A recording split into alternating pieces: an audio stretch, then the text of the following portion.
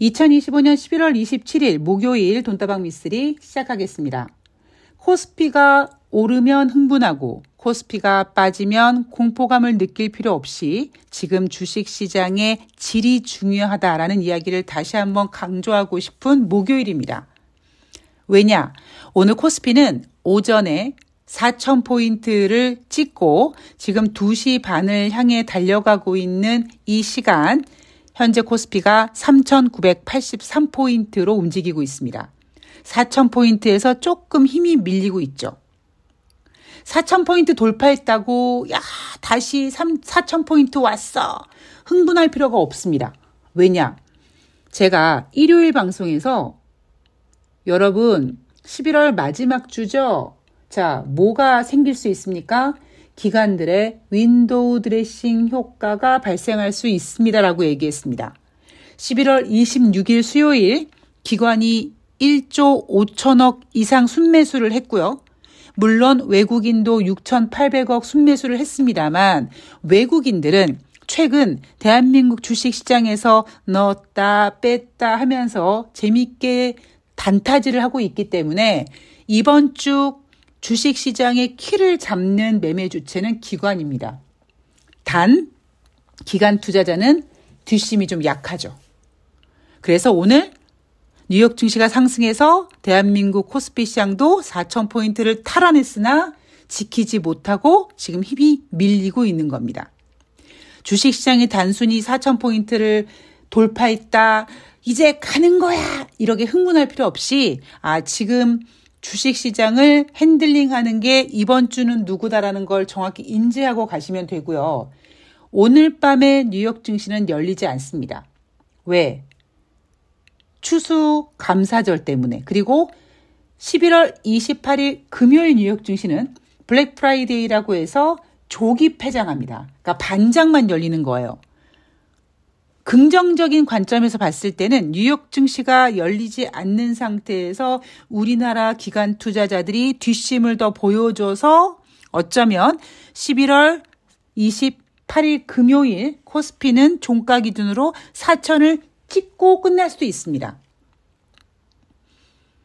만약에 찍지 못하고 밀린다. 기관 투자자들 늘 그래 왔던 거 아니겠습니까? 자, 이런 것들을 여러분들께서 좀 감지하시고 증시를 체크하시면 될 것 같고요. 자, 11월 25일 화요일 뉴욕 증시는 엔비디아만 빼고 나머지 종목들이 상승했는데 엔비디아가 뭔가 지금 제껴지는 분위기. 엔비디아가 제껴진다라는 거를 제가 설명해 드리면 여러분들께서 뭔가 좀 이렇게 머리에 떠오르는 게 있지 않으십니까? 작년 1월 2일 애플의 매도 보고서가 나왔고 그래서 재작년 2023년 11월부터 시작된 이번 랠리에 주도주 역할을 했던 게 애플은 좀 아닌 것 같아. 다른 거 쌈박한 거 없니? 그래서 끌려온 게 엔비디아였습니다. 그런데 지금 엔비디아가 좀 이제 힘이 다한 것 같아요. 그죠? 얼마 전에 테스트를 한번 했었죠. 좋은 실적 발표했고 앞으로 전망도 좋을 것 같아 라고 했는데 자꾸 시장에서 의심을 합니다. AI 버블론이 등장했고요. AI 버블론이 등장하면 확산되면 마치 물에 독을 탄 것과 마찬가지 효과를 나타내다 보니 혹시 이 랠리를 망가뜨릴까 봐 이제 엔비디아는 빠지시고요. 구글의 새로운 AI 서비스 제미나이 3.0 컴온 들어와 하고 있는 겁니다. 그런데 요거는 마치 물 위에 우아하게 떠 있지만 물 밑에서 열심히 발탁 하고 움직이고 있는 소위 얘기하는 바락질이라고 보시면 됩니다. 제가 이런 얘기 드렸잖아요. 어떤 랠리가 형성이 되면 비슷한 주도주로 넘겨지지 않습니다. 여러분들 그런 것도 주식시장의 생리니까 잘 체크해 놓으시고요. 자, 돈다방 미쓰리는 경제 지표에 주목하겠습니다. 이날 발표된 경제지표는요. 9월달 생산자 물가지수 전월 대비 0.3% 상승, 시장 전망치에 부합했다고 하고요. 9월달 소매 판매 전월 대비 0.2% 상승, 시장 예상치 0.4% 상승보다는 부진했습니다. 9월달 S&P 글로벌 케이스 실러 주택가격지수 전년 동월 대비 1.3% 상승, 11월 리치몬드 연방은행 제조업지수 10월 달에 마이너스 4였는데 11월 달에 마이너스 15로 더 안 좋아졌고요. 11월 컨퍼런스 보드 소비자 신뢰지수 88.7로 전월 대비 6.8포인트 하락했습니다. 4월 이후 최저치를 기록했다고 하고요. 시장 예상치 93.2보다도 부진했습니다. 그리고 11월 댈러스 연방은행 제조업 지수, 연방은행 서비스업 지수, 연방은행 서비스업 지수 10월 달에 마이너스 6.4였는데 11월 달에 마이너스 2.5로 조금 호전된 모습입니다. 일시적인 거예요. 자, 경제 지표를 여러분들이 체크할 때 가장 중요한 게 뭐라고 말씀드렸습니까? 여러분들이 지금 언제 살고 있는가? 여러분들은 현재 2025년 11월 마지막 주를 살고 있습니다. 이제 다음 주면요. 12월이에요. 그런데 11월 25일 화요일 뉴욕 증시에서 발표된 경제 지표가 11월 달 것도 있었지만 9월 달 것도 있었습니다. 이런 것까지 다 감안하셔서 여러분들이 체크하셔야 되고요. 10월 달부터 시작된 미국의 연방정부 셧다운 영향으로 경제 지표가 지금 계속 딜레이 되고 있어요. 뭐 예를 들면 12월 5일 날 발표 예정인 고용지표 같은 경우도 그 다음 주로 딜레이 됩니다. 이 부분은 제가 일요일 방송에서 12월 첫 번째 주 증시 그리기에서 다시 한번 정리를 해드릴게요. 여하튼 셧다운 영향으로 경제지표가 계속 딜레이 돼서 발표가 되고 그 딜레이 되는 과정 속에서 혹시 경제지표가 뭔가 훼손되지 않았을까 하는 의심도 하면서 여러분들께서 계속 체크해 나가시면 됩니다. 자, 금리 결정은요. 12월 달 FOMC 회의에서 25bp 금리 인하 확률 11월 25일 월요일에는 84.4였는데 11월 25일 화요일에는 82.7로 소폭 둔화됐습니다. 자, 엔비디아만 하락했다. 자, 구글의 제미나이 3.0 호평이 이어지면서 AI 산업 전반에 지각 변동이 일어나고 있다. 이렇게 얘기하고 있고요. 여기에 메타가 구글의 TPU를 구입하는 방안을 검토 중이다 하면서 이번 랠리를 포기할 수가 없어 하는 거죠. 자, 금리 인하에 대한 이야기를 좀 해드리고 11월 26일 뉴욕 증시 마감 현황을 전해드리도록 하겠습니다. 왜냐? 11월 26일 별로 중요하지 않았거든요. 자, 금리 인하 이야기를 좀 해보면은요. 돈다방 미스리는 계속 금리 인하라든가 경제 지표를 열심히 추적하고 있습니다. 그죠? 열심히 따라다니고 있어요. 그리고 엔비디아가 뭔가 이번 랠리에서 제껴지는 느낌이 들죠. 2023년 11월 달에 금리 인하 기대감이 만들어졌고 1월 달에 애플 보고서가 나왔는데 매도 보고서다 보니까 매도 보고서 애플 아닌 것 같아. 자, 엔비디아 쌈박한에 들어와서 이렇게 랠리가 진행이 됐습니다. 거기에는 미국의 기준금리 인하 가능성이 엄청나게 반영이 됐어요. 얼만큼이었느냐? 하다 2024년 작년이에요. 8번의 FOMC 회의에서 무려 7번 25bp 인하 가능성까지 제시됐던 때가 2023년 연말이었습니다. 제가 오죽했으면 아니 8번 연준회의에서 7번 25bp 금리를 인하할 정도로 그렇게 상상 임신이 커지면 도대체 미국 경제는 얼마나 개박살나는 겁니까? 라는 이야기한 거 여러분 기억나실 거예요. 자, 그런데 지금 여러분 미국의 기준금리가 3.75에서 상단이 4%입니다. 사실 그렇게 높은 게 아니에요. 그런데 제가 돈다방 미스에서 계속 주장하는 게 있어요. 지금 미국 국민들은 21세기에 들어와서 가장 높은 수준의 금리에서 지금 힘들어한다. 미국 국민들이 힘들어하고 있고 미국 기업들이 힘들어하고 있다라고 얘기하고 있습니다. 언뜻 들으면 아니 뭐 미쓰리 뭐 4%가 뭐 그렇게 높은 거야? 라고 생각하실 수 있는데, 우리가 알고 있는 이야기 중에 하나가 큰 냄비에 차가운 물을 담고 거기에 살아있는 개구리를 넣은 다음에 불을 지피면 물이 점점 따뜻해지기 때문에 개구리는 자기 다리가 있는지도 모르고 죽어간다고 하죠. 이게 약간 좀 다른 비유인 것 같은데 제가 표현하고자 하는 의도는 어떤 의미인지 아실 겁니다. 인플레이션이 출렁거렸습니다. 언제? 2022년 1월 달에. 그런데 그때 제롬 파월 연준 의장이 인플레이션이 일시적이라고 했습니다. 그렇게 꿀렁꿀렁 움직였던 인플레이션이 막 상승하니까 똥줄탄 제롬 파월 연준 의장이 하반기에 75bp씩 연달아서 계속 금리 인상을 해댔습니다. 75bp씩 몇 번의 금리 인상을 한 다음에 그 다음에 금리 인상도 50bp였어요. 연준이 그 당시 인플레이션이 꿀렁꿀렁 움직일 때 좀 미리 대응했으면 되는데 그 당시 인플레이션을 너무 무시하다 보니까 인플레이션은 꿀렁꿀렁 하다가 어느 순간 막 가속도를 내기 시작했고 그 가속도에 똥줄탄 제롬 파월 연준 의장이 금리 인상을 막 급격하게 했거든요. 모든 경제 지표, 모든 이 경제에 관련된 거는 각자 가지고 있는 속도감이라는 게 있다고 제가 그때 굉장히 강조했던 멘트입니다. 금리 인상을 급격하게 몇 번을 했지만 이미 약간 뒷북치는 상황이 전개되는 바람에 인플레이션은 많이 올라와 있고 금리 인상 효과는 좀 더뎠어요. 자, 문제는 뭐냐? 지금 미국의 기준금리 그동안 어찌어찌 하다가 지금 인하를 해서 이번 10월 달에 25bp까지 인하해서 현재 미국 기준금리가 3.75에서 4%인데 이게 뭐가 높냐?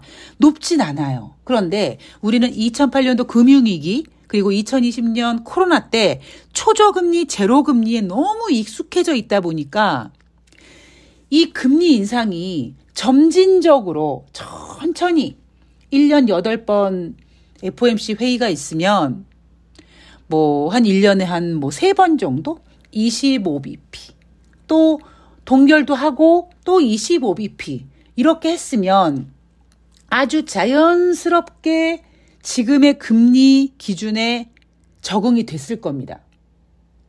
물론 지금은 기준금리가 4%대까지 낮아져서 그나마 낮습니다만 초저금리 상태에서 급격하게 4% 이상대까지 금리 인상을 하는 바람에 우리의 몸뚱아리는 우리의 경제에 관련된 뇌는 거기에 적응을 하지 못해서 너무 힘들어하는 거예요.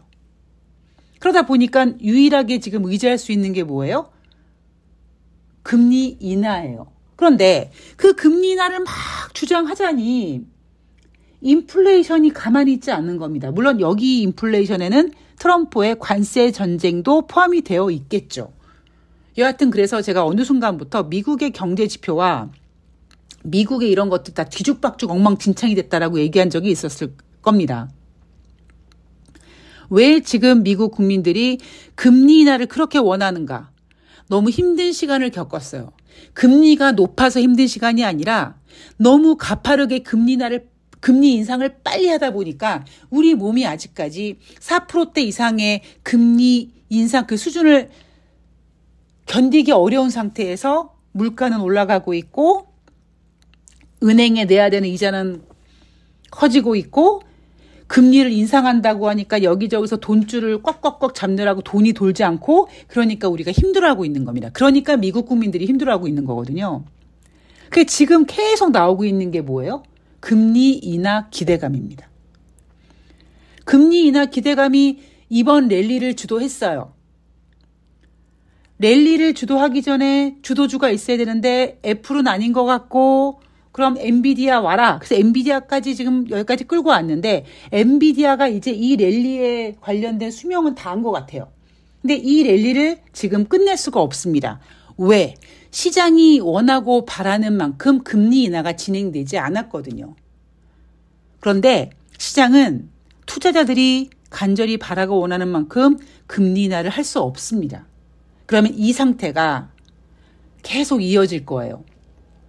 우리는 12월 달에 25bp 금리 인하를 기대하고 있습니다만 여기서 25bp 금리를 인하하면 3.5에서 금리 인상 상단, 금리 상단이 3.75예요.